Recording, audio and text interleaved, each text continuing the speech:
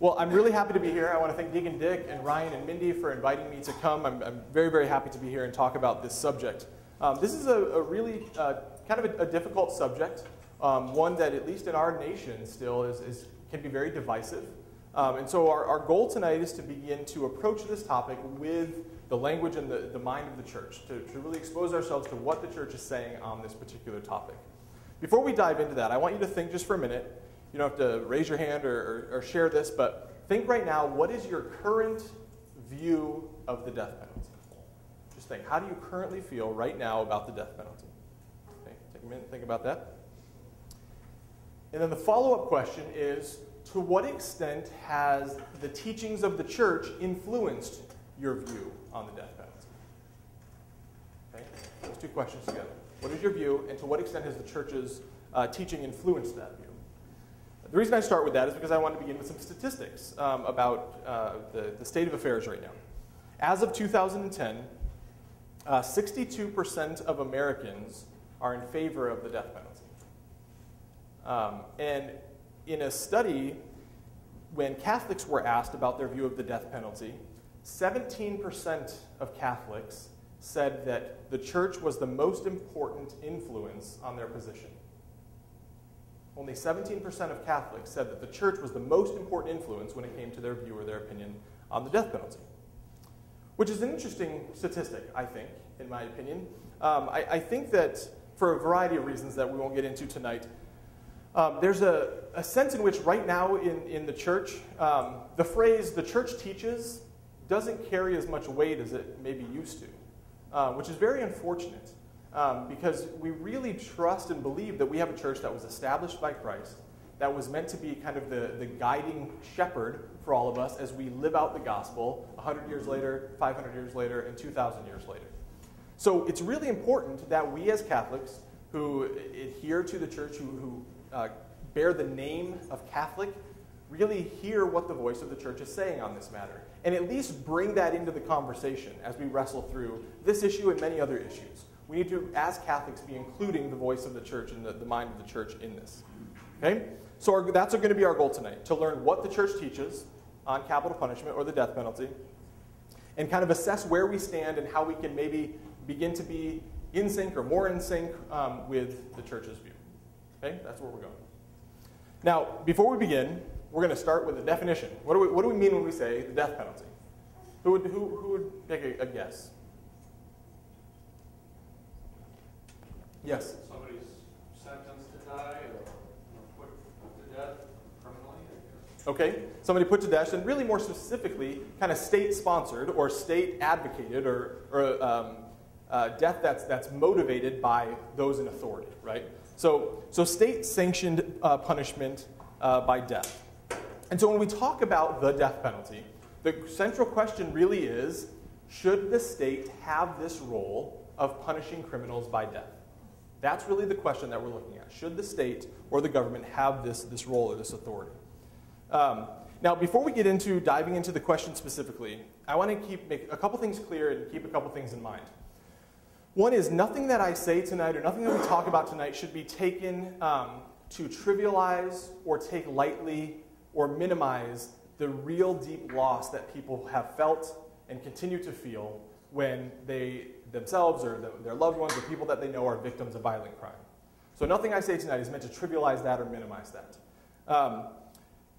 Nothing I say tonight should also be used to trivialize the fact that people do in fact commit very terrible, painful, violent crimes. That is a reality that has been a part of our history and is still a part of our history. So I don't want to trivialize that. I also don't want to minimize or trivialize the real sense that people, the emotions and the sentiments that people have in response to these situations. The feelings of anger and hatred and vengeance and pain and loss and sadness and all these things, those are very real. And I don't want to minimize those or trivialize those for people. So please don't understand anything I say tonight to be kind of dismissive of any of those things. Okay? These are realities that we have to focus on. But beyond all that, we have to keep that in mind and look to the deeper question, which is, are there times when the state or the government can be justified in taking the life of another person? That's really the core question that we're talking about. So let's talk about the role of the state, or the role of the government, or the role of authority. Okay? The Catechism says that the function of public authority is this: to ensure as far as possible the common good of society. Authority is exercised legitimately only when it seeks the common good of the group concerned, and if it employs morally licit means to attain it. So the purpose of authority, the purpose of public authority, is to assure the common good. Okay? And it says they have to assure the common good, but also use morally licit means to secure that good. Okay? So it doesn't mean any way you get there is fine. Okay? We have to secure the common good, and the means to get there also have to be good. Okay? So again, so we can look at the question from another perspective. Does use of the death penalty promote the common good? Does it foster the common good? Does it contribute to the common good? Well, what do we mean by common good? Let me define it for you. Well, it's not my definition. People much wiser than me have come up with this definition.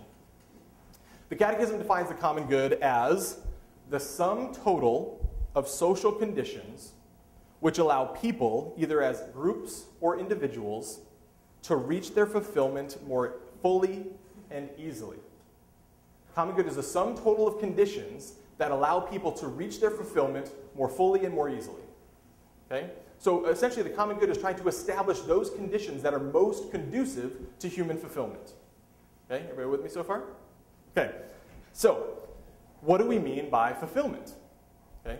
Going back, we've got to define our terms here so we know what we're talking about. Ultimately, fulfillment means becoming the people that God made us to be. Becoming the people that God created us to be. And when we look at the human person, we know two distinct things about what God intends for us and how he made us. And they're related to what the church calls our nature and our vocation. Okay? Our nature and our vocation. We as human beings have a unique nature.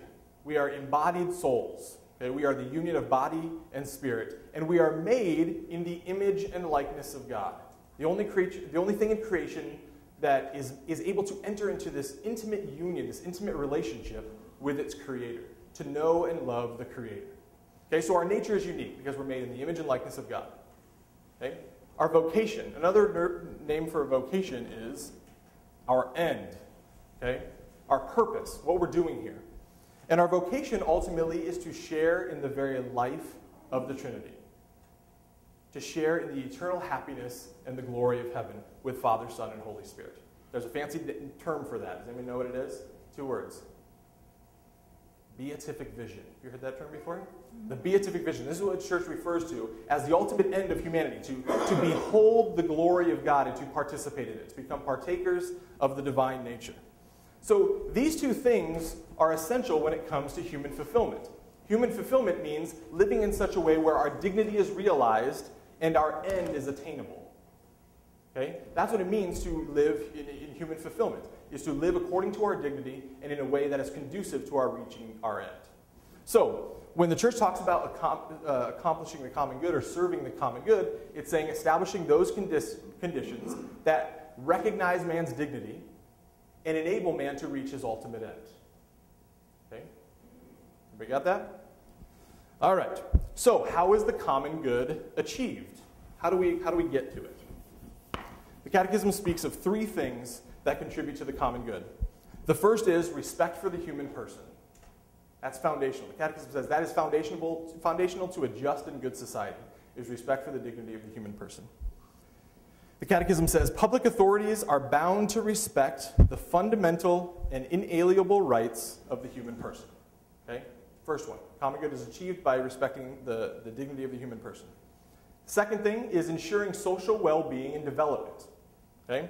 The common good demands that things like food, clothing, health, work, education and culture, suitable information, the right to establish a family, and so on, are made accessible to people.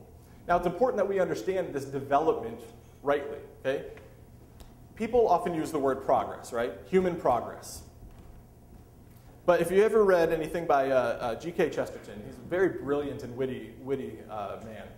And he said in one of his books that people often speak of progress, but they never mention what we're progressing toward. Which is interesting if you think about it, because progress only makes sense in light of some end, right? You can only progress towards something. And he said if we're unclear about what the end is, we're going to be very unclear on what progress is.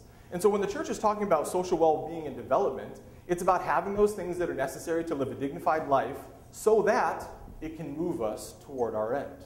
Okay? The end that we understand and recognize to be beatific vision, eternal communion with God. Okay? So that's the second thing that's necessary. Respect for the dignity of the human person and ensuring social well-being and development. And the third is working for peace. Okay? Catechism says that by peace she means the stability and security of a just order. Okay? So a just and peaceful social order. Okay? The Second Vatican Council said that society must be founded in truth, built on justice, and enlivened by love. It should grow in freedom towards a more humane equilibrium. So these three conditions, if these three things are being sought, respecting the dignity of the human person, ensuring social development and well-being, and working to establish peace, the common good will be achieved. Now, it's important that we don't misunderstand the common good for like collective good, in the sense of like the most good for the most people most of the time. Okay? The common good means the good of all people and all individuals all the time. Okay? It's important that we understand that distinction. All right. So, if this is what the common good is, and we know public authority exists to serve the common good, this brings us back to the question of capital punishment. Does capital punishment serve the common good? Meaning, does capital punishment respect the dignity of the human person? Does it ensure social well-being and development? And does it foster peace? Okay, you with me? Everybody with me so far? Okay. All right. So regarding the first point, the church teaches that the dignity of the human person is something that is received by the Creator. It's a gift that's given to us by the Creator. It's not something that we've accomplished on our own or something that we've attained through effort or something like that. Our dignity comes from God alone, who grants it to us, who gives it to us. Okay? And so the means and the source of this dignity is outside of ourself. And so because of this dignity that comes from God alone and really can't be lost, okay, we can't do anything to surrender our dignities, to erase the fact that we're made in the image and likeness of God, certain rights come with that dignity. And what is the most foundational, fundamental right of all that flows from our human dignity? The right to life, right? So this is the most basic and fundamental right that flows from our human dignity. Okay? Now, so if this is the case, we have human dignity given by God. We're not the source of it, we're the receivers of it. And this dignity comes with rights. Primarily and fundamentally is the right to life. Is there a time when this right to life can be lost? I want you to answer this question. I want you to think about this, though, because this is part of the question we're asking. Is there a time when this fundamental right that we possess can be erased, can be stifled, can be taken away? Okay? Think about that. All right, so to answer this question, we need to look more closely on what the church teaches about capital punishment. All right, I tend to talk fast. I apologize if I talk fast. Throw something at me if I get talking too fast. Give us something to throw. Like a cookie or something, not like a chair. Okay, so what does the church teach about capital punishment? Let's begin to look at this.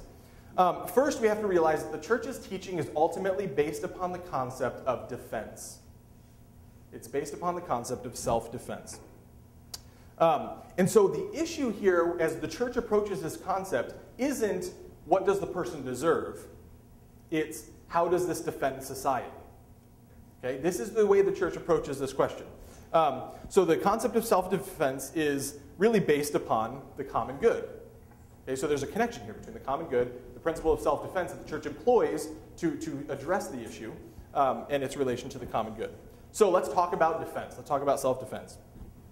Regarding self-defense, we must keep in mind the church teaches that the deliberate murder of an innocent person is gravely contrary to the dignity of the human being, to the golden rule, and to the holiness of the Creator. The law forbidding it is universally valid. It obliges each and everyone, always and everywhere. So this is talking about the murder of an innocent person. So the church defines murder as the direct killing of an innocent person. Okay? So we're not talking about capital punishment here yet. But it says this law is universally binding. So there is a binding law on humanity that says it is never morally permissible to kill directly a human person who is innocent for its own sake. Okay? That's the foundation. But what about self-defense? What if someone's attacking me? Do I have a right to defend myself? The church says that yes, self-defense is reasonable and appropriate. But the church also says that the legitimate defense of persons and societies is not an exception to the prohibition against murder that constitutes intentional killing. So let me explain that. So the church isn't saying murder is wrong always unless you're defending yourself. The church is saying when you're defending yourself, you're actually not committing murder, right? Because murder is the direct killing of an innocent person for its own sake, right? So it's not that the church is making an exception to murder. You're allowed to murder when you're defending yourself. The church is saying when you're defending yourself, you're not committing murder. Why is that? Because your primary intention is to preserve life, not to take life, okay? And it's very right and good and fitting to protect and defend your life, okay? We should live. God wants us to live, and there's something very appropriate about preserving our lives, okay? So this is part of the principle of double effect. Have you guys heard of the principle of double effect, where an action has two consequences, one which is intended and one which is not intended? Well, in the case of self-defense, your intention is a good and noble intention, which is to defend life, even if it involves, as a consequence, the death of another in the process of defending your life. Okay, does that make sense? Let me read what the Catechism says about that. The act of self-defense can have a double effect: the preservation of one's own life and the killing of the aggressor. The one is intended, the other is not. Therefore, someone who defends his life is not guilty of murder, even if he is forced to deal his aggressor a lethal blow. Okay, everybody with me so far? Talking about self-defense. Now, the church goes on to say that there has to be a proportionality there. Okay, so the means used to defend yourself need to be proportionate to the means of the aggression. So if you come attack me with a spoon and I defend myself with a machine gun, there might be a lack of proportionality there. Okay, even a really big spoon. A really big. So we have to keep that in mind, that there's this issue of proportionality. But the church says it is right and legitimate to defend yourself, even if it involves the killing of the attacker, the aggressor. Okay? So how does all this relate to the death penalty? Well, the church teaches that legitimate defense can not only be a right, but a grave duty for one who is responsible for the lives of others. The defense of the common good requires that an unjust aggressor be rendered unable to cause harm. For this reason, those who legitimately hold authority also have the right to use arms to repel aggressors against the civil community entrusted to their responsibility. So the church is saying that those in authority have the right, and even at times the responsibility, to engage in active self-defense of the community, right? This goes back to the principle of the common good. If this serves the good of the community, if the community is threatened by an aggressor, those in authority, those with responsibility over that community, have a right to defend that community, and sometimes a duty to do so, even if it involves the use of arms or the use of force. Okay? This is legitimate, again, because the intention here is to preserve the life of the community, of the people, right? The intention is preservation of life. An unintended consequence is the death of the aggressor. So, the church is saying that it's permissible for public authorities to engage in this self-defense to serve the common good. So because of this, strictly speaking, the church says it is permissible for the church to use capital punishment if it's necessary to defend the lives of the citizens, if it's necessary to serve the common good. Okay? The traditional teaching of the church, the Catechism says, does not exclude recourse to the death penalty if this is the only possible way of effectively defending lives against an unjust aggressor. Okay? Everybody follow me so far? So the church, strictly speaking, says the state or government or authority can have recourse to the death penalty if it's the only means of protecting the society, of protecting the people, of serving the common good. Okay? So it's important here that we understand, though, that the reasoning of the church in permitting this is not a matter of punishment, is not a matter of revenge, is not a matter of giving them what they deserve or paying them back for what they've done. It's a matter of preservation of the people. Okay? It's a matter, ultimately, of defense. This is the fundamental principle that the church uses to open the door to the use of capital punishment. So let's talk about punishment for a second. What is punishment? What is the nature of punishment? Well, both Christian tradition and just secular theory understands that punishment is important. It's important that people recognize and have consequences for their actions when those actions are harmful to others. Okay? But why is this important? Why is punishment important, an essential part of human life? Well, it's because ultimately punishment is meant to help people recognize the error of their ways and hopefully change to correct behavior. So punishment always should have this motivation of being corrective, of restoring people to right relationship with others and right behavior in their dealings with others. Okay? If any of you have children, think about it this way. If you have a child and your child does something wrong, okay? As a good parent, you're going to discipline them. But your reason for disciplining them isn't because I want to make them feel the pain that they made their brother cause. Okay? Or hopefully it isn't that reason. Okay? Your reason is you want them to recognize that this behavior isn't good, that this behavior does not foster community, that it doesn't foster good relationship among their family members or their friends or whoever it may be. And so the goal is ultimately meant to be corrective and restorative. Okay? The Catechism says it like this. Punishment has the primary aim of redressing the disorder introduced by the offense. When it is willingly accepted by the guilty party, it assumes the value of expiation. Punishment, then, in addition to defending the public order and protecting people's safety, has a medicinal purpose. As far as possible, it must contribute to the correction of the guilty party. So punishment, when it comes to criminals, is twofold. One is defense. If somebody is a threat to society and has committed crimes, they should be punished, and part of that is for the safety of the people, the safety of the community. But another purpose of that punishment, and really the end goal of that punishment, should ultimately be conversion, restoration, right? A corrective measure. Okay? St. Thomas Aquinas said the same thing. He said, in this life, penalties are not sought for their own sake, because this is not the era of retribution. Isn't that an interesting phrase, he says? This is not the era of retribution. So he says, punishments are not sought for their own sake. Rather, they are meant to be corrective by being conducive either to the reform of the sinner or the good of the society, which becomes more peaceful through the punishment of sinners. Isn't that an interesting phrase? Society becomes more peaceful through the punishment of sinners. Why is that? Think about that for a second. Saying that society is better off when people are punished for the things they've done wrong. Is that true? Yes, of course it is. Because the goal of that punishment is ultimately meant to be a corrective of behavior. Society is better off either because it's now more safe, or because people are coming to recognize the wrongfulness of their ways and are being hopefully changed in recognizing how they ought to act, how they ought to live in society and in community. Okay? So it's really important that we understand punishment this way, because ultimately, punishment is meant to lead to conversion. And we know this is true because this is exactly how God deals with us. God's dealings with us are never because we do something wrong, it makes God angry, and so he punishes us. That's not the way our perfect Father, that's not the way we as imperfect fathers and mothers deal with our children. Our perfect Father certainly doesn't deal with us that way. The goal is always meant to be corrective. I mean, if we look at the Old Testament, when God sent the people into exile, the goal was always for their return. It was never just so they would, for its own sake. It always had a corrective and restorative goal in mind. And there's two instances in the Bible in particular that I think really highlight this.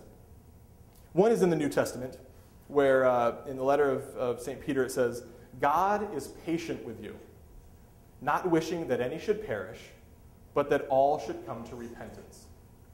God does not wish that anybody should perish.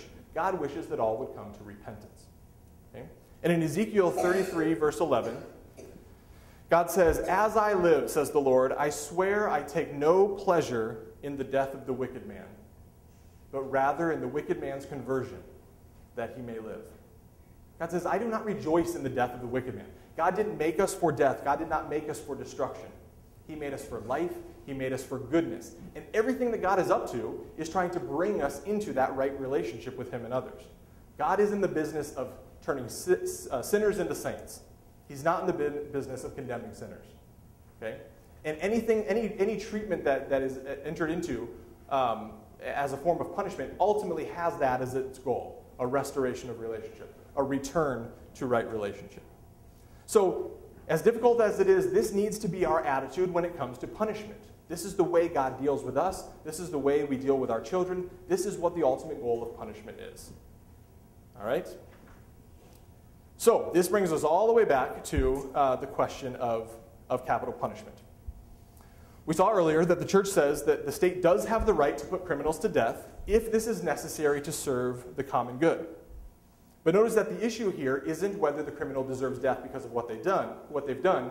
It's, does this case necessitate putting this person to death for the sake of serving the common good, for the sake of the protection of society? So ultimately, the issue here isn't really one of deservedness because of their crime. It's one of, is this in the best interest of society? Is this in the best interest of the people? Because ultimately, there's one God and there's one judge of all creation, which is God. St. Paul tells us, do not repay anyone evil for evil. Be concerned for what is noble in the sight of all. If possible, on your part, live in peace with all. Beloved, do not look for vengeance, but leave room for the wrath. For it is written, vengeance is mine, I will repay, says the Lord. So please don't misunderstand me. People who commit terrible, terrible crimes should be punished.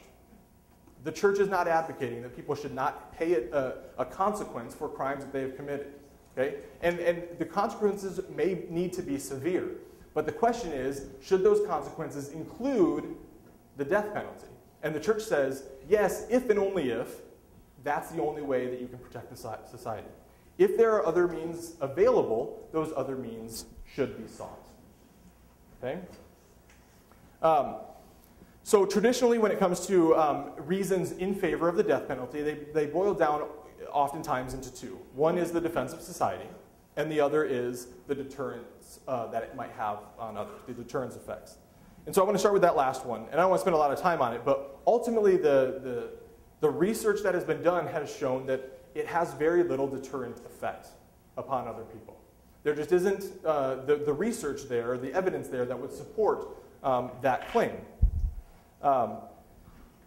But going to the other question of the self-defense, I want to go on and talk about what the church says about defense. So again, the state does have a right to use the death penalty if it's the only means necessary, or the only means available.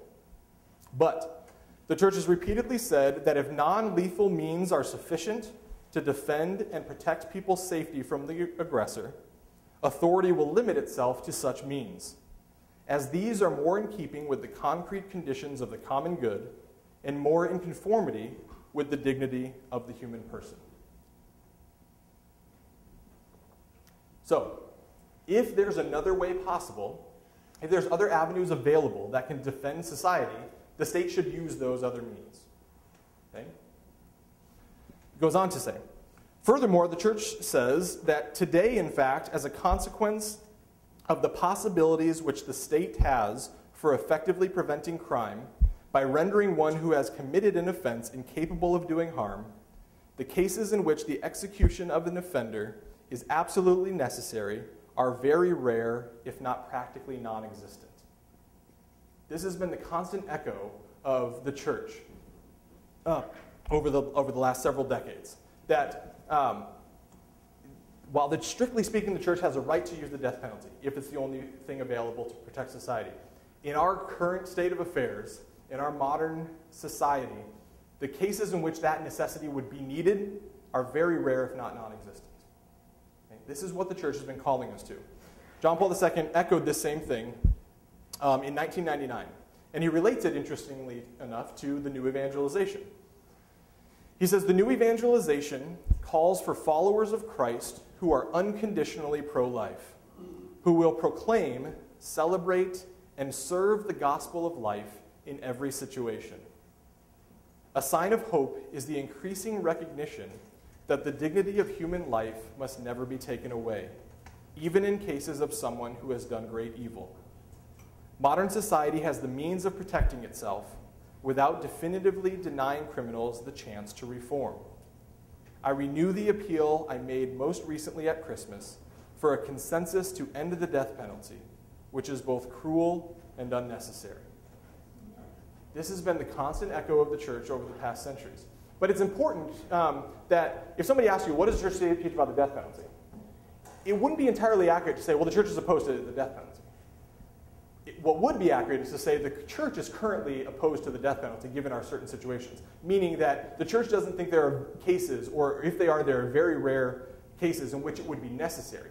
But strictly speaking, there is a door that's open there if it's needed, if it's necessary. But again, the question isn't about revenge or what people deserve. It's a matter of, is this necessary to preserve the good of the society? Okay? But in our modern times, in my lifetime, certainly, although I'm not that old, the church has constantly echoed again that the way things are right now, we need to put this to an end because it's not needed right now. It's not needed right now. So the voice of the church has been pretty consistent in its opposition to the death penalty. And I want to look a little more closely at some of the reasons why that is. First, as we mentioned, there's little evidence that it's actually a deterrent. And if you think about it, I assume most of us in this room aren't going to leave here and go steal something from a store. That's an assumption I'm making. I hope I'm right about that assumption. And my guess is you're not going to not do that out of fear of getting caught or fear of going to jail or fear of paying fines. You're not going to do that because you just recognize that that's wrong. That's not something that would be right to do. And I think that's ultimately the goal, is that people are motivated to good action, recognizing the goodness of that action. And there's really not the evidence that the use of capital punishment functions as that deterrent that keeps people from committing those violent crimes. Second reason why the church has been opposed to the death penalty is that since 1973, over 130 people have been released from death row after evidence was brought forward showing their innocence. I mean, that's shocking. And what that means is, since 1973, we've put to death a bit over 1,000 people. And what that boils down to is 1 in 7 people, which is kind of a shocking number. And what that means is that it's probably pretty likely that people have been put to death who may have been innocent. In fact, there's at least 10 cases where evidence was brought forward that at least suggested some innocence, but it wasn't even considered. That evidence wasn't considered because the trial had already been finished. And I mean, I think that should cause us some worry. I mean, imagine you're in a cell convicted of a crime that you are absolutely certain that you did not do, and day by day you're waiting and waiting and waiting and waiting before your execution. I mean, that's quite unfortunate. And the problem here ultimately is that we're using a fallible human institution, like all human institutions, to make ultimate decisions about life and death, right? I mean, if we're gonna start dealing out ultimate punishments of death, we need to be very careful that we're not making mistakes there. And I think the fact that 130 people have been released, 1 in 7 people on death, or that have been executed have been released, is frightening, I think. So that's one of the things that the church says, look, we don't know that we can place enough confidence in our system that is by nature fallible because it's made up of fallible individuals. Okay? Third reason is that there have been a lot of studies and that there's evidence of discrimination in the legal system and the way that it works. And there's a lot of studies that have been out there. You can go to, I think it's called Death Penalty Information Center, which has a ton of statistics on there.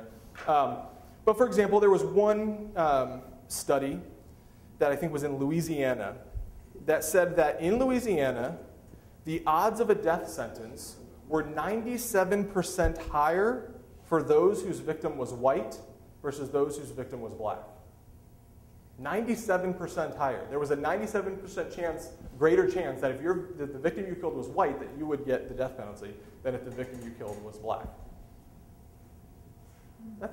That strikes me as problematic. That seems to be a little more than just a strange coincidence. There's also the fact of the matter that I think we all know that if you have good money, that gets you good legal representation, right? And if you don't, you're not going to get the best legal representation. That's, again, at least problematic, okay? So the church says, look, there's elements of our legal system that just don't function always in a very transparent way, which is problematic. The fourth reason is that There's actually been studies that show that it's actually more cost effective to imprison somebody for life than it is to execute them. For example, and again, there's lots of information available on this, but in Texas, a death penalty case costs an average of $2.3 million. About 3 times the cost of imprisoning somebody in a single cell at the highest security for 40 years. 3 times as much. Okay? And why? That's a great question. And it's because of the whole legal processes that are involved in appeals and things like that. Which I've heard people say, well, why don't we just cut out all those appeals? Well, we have 130 people that have been taken off of death row. So again, we need to be as careful as we can be when it comes to ultimate punishments. But that's why the cost is so high. The fifth reason, and I think this gets down more to kind of a bigger issue,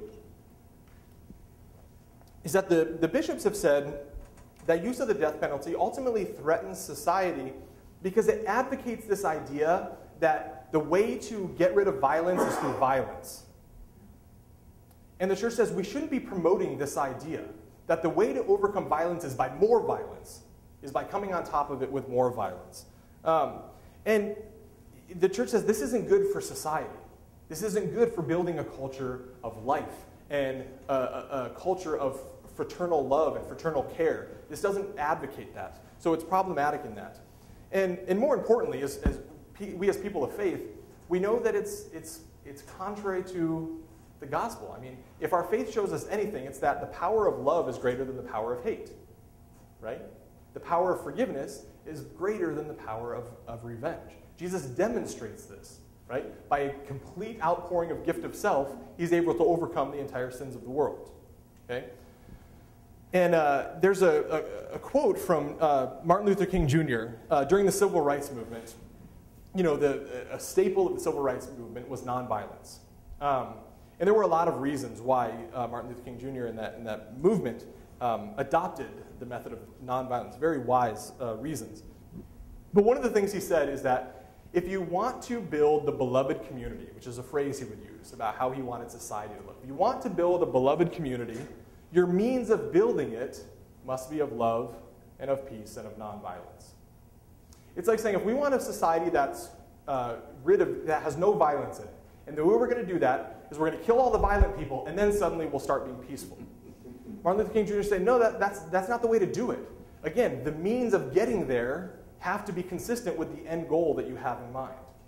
Okay? And the church is ultimately saying that this is a problem. When we use the death penalty, it doesn't foster in us the attitude of the beloved community.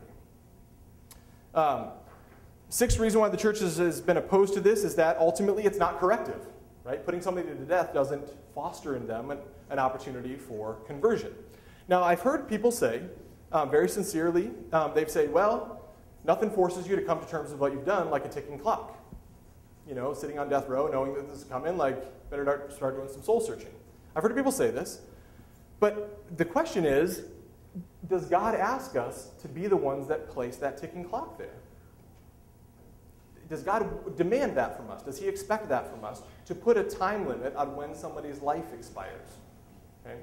I want to share with you a parable from the gospel that I think is relevant here. This is from Matthew 13.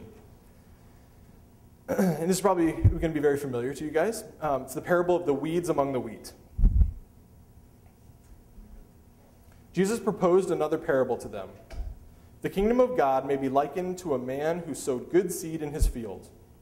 While everyone was asleep, his enemy came and sowed weeds all through the wheat, and then went off. When the crop grew and bore fruit, the weeds appeared as well. The slaves of the household came to him and said, "Master, did you not sow good seed in your field? Where have the weeds come from?" He answered, "An enemy has done this." His slaves said to him, "Do you want us to go and pull them up?" He replied, "No, if you pull up the weeds, you might uproot the wheat along with them. Let them grow together until harvest. Then at harvest time I will say to the harvesters, first collect the weeds and tie them in bundles for burning, but gather the wheat into my barn." So there's this story that he tells about, the good and the bad growing together. And the slaves of the master say, "Do you want us to go pull the weeds out? Do you want us to pluck them out?" And he says, "No, there will be a harvest time. There will be a time for that." Okay? But I'm not asking you to do that right now. And I think we can correlate that to us here, that ultimately God doesn't ask us to be weed pullers. God asks us to be fertilizer. That's what we need to do, to be people who foster goodness and conversion and renewal and the beloved community and the values of it. Okay? God doesn't call us to be the weed pullers. There is a judge, and his name is Jesus. Okay? So that's part of the problem that the church identifies, is that it doesn't allow for that time or that opportunity for conversion or for renewal. Ultimately, by being opposed to the death penalty, it demonstrates the idea that God is the Lord of life. God gives life. God is the author of life. God is the source of life. It's not ours to do with what we want. Okay? And then ultimately, we need to be consistently pro-life. We as Catholics are pro-life. We stand on the dignity of the human person as the foundation. That is the floor that we walk on. If you pull that out from under us, we have nowhere to stand. Okay? But that means we are advocates of life. When we see life, we defend it, we identify it as having dignity, we identify it as being made fit and made ordered to communion with God. And so this gives, I think, credence to our entire message, that it's not either this issue or this issue, it's life. We're advocates of life. Now, this isn't a reducing of all things to all issues being equal or anything like that. It's not what I'm advocating. But ultimately, life is life. And the church says if we find a life, we say that is a good life made in the image and likeness of God, destined for eternal communion with Jesus. Okay? And so it needs to be a part of who we are. And then ultimately, the reason the church has been opposed to the death penalty is that it keeps our focus on forgiveness and reconciliation rather than punishment. And this is where it becomes really difficult. Because you might be thinking, okay, so you're saying that we should just forgive everybody who's done all these terrible things. And I think the problem with that is we misunderstand what forgiveness is. We tend to think that forgiveness means, oh, that's okay. So if I do something wrong and I say, oh, I'm sorry, do you forgive me? And you say, oh, it's all right.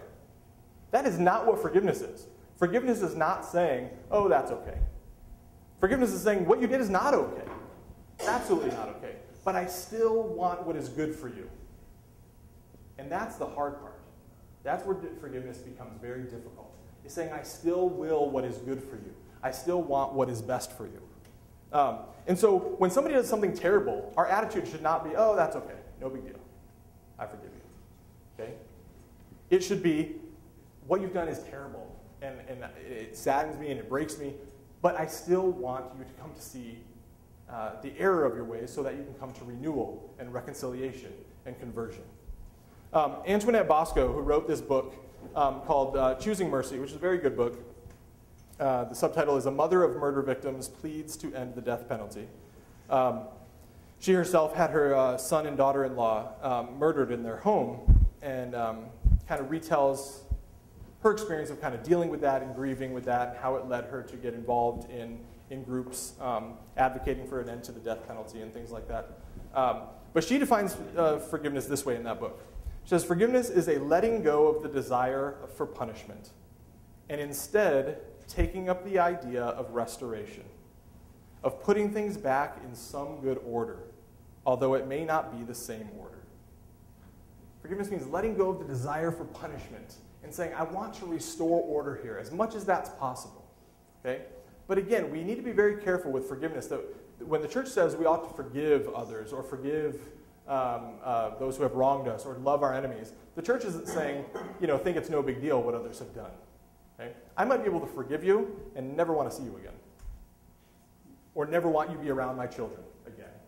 Doesn't mean I'm not forgiving you, but that's different than my wanting bad for you, my wanting destruction for you, my wanting pain for you, or things like that. The church says that that's where it becomes very difficult to us.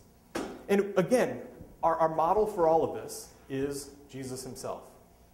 When he is in the midst of his mockery, when he's in the midst of being beat and scourged and nailed to the cross, what does he say to the people that are crucifying him? Father, forgive them.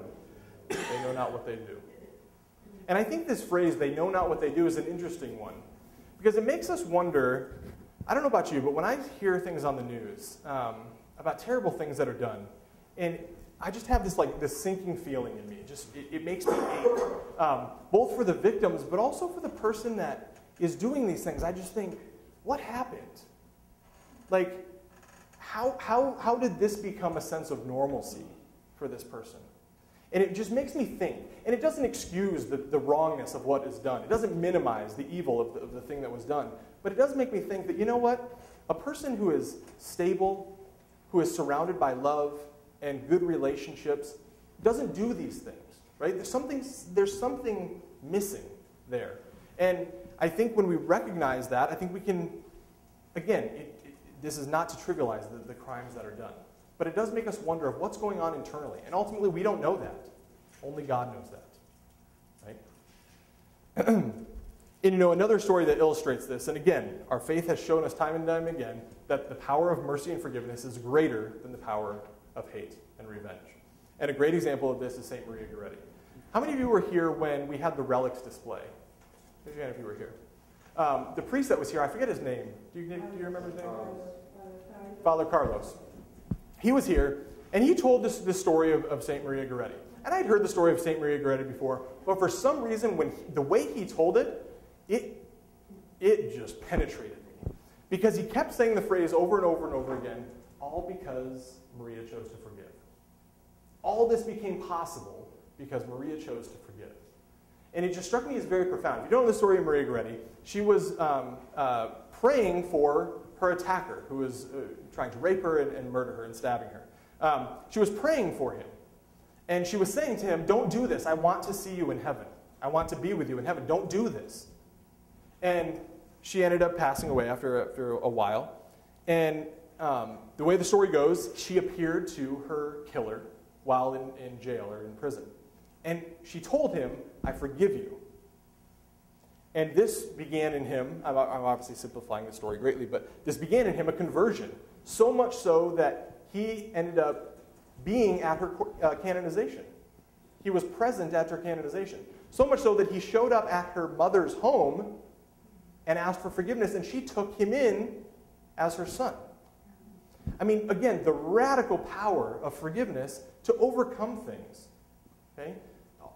And there's nothing like it in the universe, and it doesn't seem like it would be so. But that's the paradox of the gospel. Jesus says so many things. The way to be first is to be last. The way to be great is to be the servant of all. All these things that don't seem, that doesn't sound right, Jesus. You sure you got that right? Okay? But they are. They're true, and the experience demonstrates that.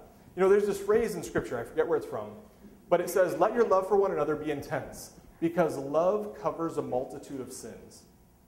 I have thought about that phrase over and over and over again, and I feel like I don't even have the beginnings of understanding the depth of it, the beauty of it. Love covers a multitude of sins. That's a very profound phrase. The power of love to overcome things, to overcome sin. So these are all the reasons why the church has said we need to put an end to the death penalty. And again, all of this is much easier said than done, to adopt this attitude, especially this attitude of mercy and forgiveness. Because again, it's very real. I've never been faced with the tragic and violent loss of somebody that I love or somebody that I'm close to. And I don't want to experience that. I don't wish that upon anybody. But in the midst of all of that, we have to step back and say, what is God's perspective here? Did Jesus Christ die for this person? Did Jesus Christ make this person in his image and likeness and make him and want him to be restored to him and live in communion with him? Those are the questions we have to ask. And if the answer to those questions is yes, then we need to get in prayer and get in tune and touch with God and say, Lord, make that perspective my perspective.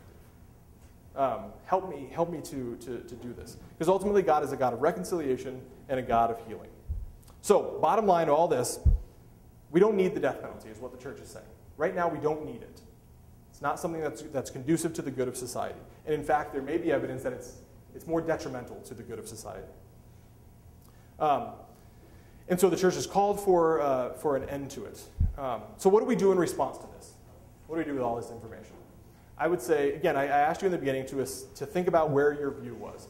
And my goal tonight is not to judge you one way or the other for the view that you hold. My goal is to present to you what the church is saying and why the church is saying it so that you can at least include that in the conversation. Include that in your brain as you're rolling this issue around. Okay? Hear the voice of the church. Hear why the church is saying what it's doing. So in response to this information and what the church is calling for, I would say to do a couple of things. One is to pray. Take this to prayer. Try to penetrate more deeply into kind of the plight of the victims, of their families, of their loved ones, those who have suffered great loss. Pray for them. Pray for healing. Pray for restoration. Pray for peace. Pray also for those who have committed these crimes. That might be difficult, and that's okay. But, Jesus said to pray for our enemies. And Henry Nouwen, I don't know if you read anything by Henry Nouwen, he says something really interesting about prayer and praying for one's enemies. And he says, when you pray for your enemies, you first convert them in your heart from an enemy to a friend. And when you do that, then things can change. Then things can flower from there. And so there's great wisdom in Jesus telling us to pray for our enemies. And pray ultimately for all people, that we would all work to build a society that truly respects the dignity of the human person, that fosters human development and well-being, and that fosters peace, so that we build a society that fosters and builds up virtue and goodness in people, and not a society that can lead to violence and hate and conflict and strife and revenge and anger and all these things that really kind of are at the root of sinfulness. And then finally, learn the issue. Learn what the church teaches. Read what the church says in the Catechism. Read Pope John Paul II's encyclical, The Gospel of Life, where he addresses this and the plethora of the church's vision of the dignity of the human person. One way that you can do that is by this book. So y'all have got a ticket, and I'm going to give away 2 copies of this book tonight. So does everybody have a ticket, a little green ticket that they got when they came in? If you don't have one, raise your hand. You don't have one? Right over here. Does everybody else have one? Do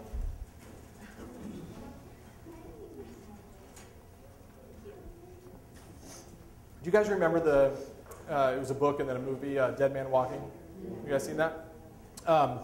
In this book, she talks about meeting that Sister Helen as she was going through this. Soon after the death of her son and daughter-in-law, she had a chance to meet her and kind of recounts it. It's really quite interesting.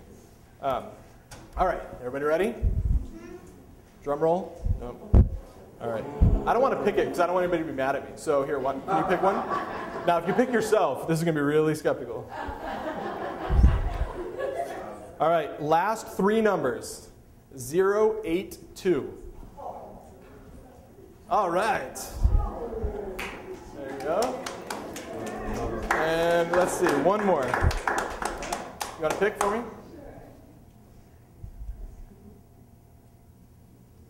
Last 3 numbers, 065. Cecilia, you won on Wednesday, too, last Wednesday. There you go. Sorry, next time. Invite me back and I'll give away something again next time. This certainly isn't the only way to learn about the issue, okay? But this is a good resource that I think is kind of addresses it from many sides. Do you have a question? Yes. I don't know about the justice system. I've never been on a jury. Yeah. But if you could be a juror, I mean, do they ask you if you believe in capital punishment? Do they? I believe they do. By the grace of God, I've never served on jury duty. Yes, they do. But yeah, I believe they ask that. That's another thing, too, that something we can do is write our representatives and tell them, I don't want the death penalty used in my state. If that's how you feel, if your convictions have told you that, have convicted you of that, then let your representatives know. You know, we live in a representative government, in theory. And so our representatives are meant to represent us, but we have to make our voice heard so that we can be represented. Yeah. Joe, there's a group, I think the title is the Arizona Coalition to End the Death Penalty or something like that. Yes. Which is an extremely positive, powerful group. Very, very small, unfortunately. Monsignor Ryle, when he was still around, was very instrumental in getting that instituted. And that would be another way of getting engaged into this issue. It's a very small but very active group. Yeah, thank you. The Arizona Coalition to End the Death Penalty. And then there are these states, groups like this all across the country, but that is our local one. Because this really is a law that goes state by state. So I want to close with some words from Archbishop Chaput in Denver, because I think they kind of wrap this up very nicely. He said, "We should remember that Catholic teaching on the death penalty flows from the sanctity of the human person. All life is sacred. Every person, even the convicted murderer, is created by God with God-given dignity.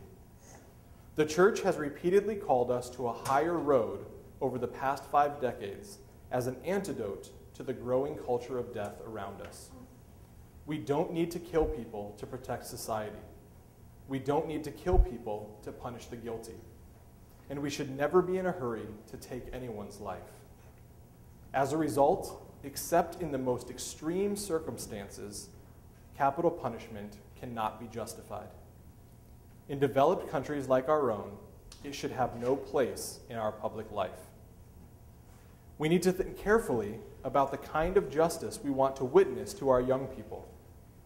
Most American Catholics, like the vast majority of their fellow citizens, support the death penalty. That doesn't make it right. But it does ensure that the wrong-headed lesson of violence fixing the violent among us will be taught to another generation. As children of God, we are better than this, and we need to start acting like it. We need to end the death penalty now.